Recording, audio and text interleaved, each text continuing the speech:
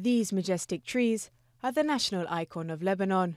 But up in the Lebanese mountains, the cedars are facing a new threat caused by global warming. A tiny insect eating away at their pine needles. Nabil Namer has studied these ancient trees for more than 2 decades.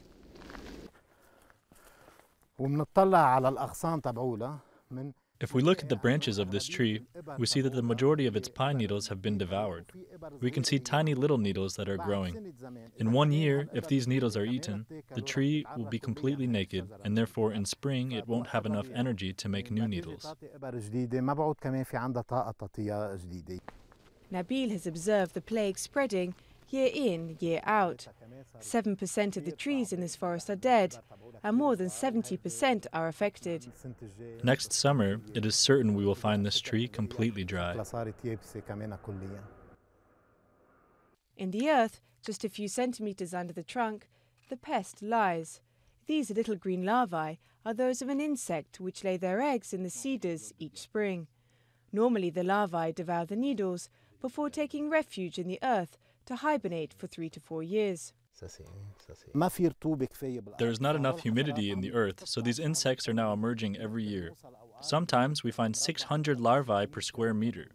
It's a great danger because all the larvae will come out of the earth, not just a few of them. To save the cedars, using pesticides is no longer an option. Reforestation operations are multiplying. In this natural reserve further south, dozens of scouts have come to plant some 300 cedars. The most important thing is not to put large rocks on the roots.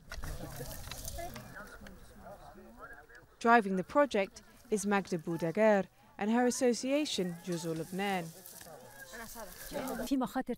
There are other dangers that threaten the cedars.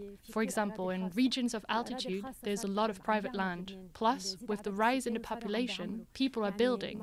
So the regions where the cedars could naturally spread and the forests could connect are being built upon. In less than 20 years, the country has already lost more than 3,500 hectares of forest. Faced with a crisis, the Lebanese government has launched a very ambitious reforestation program to replant 40 million trees throughout the country.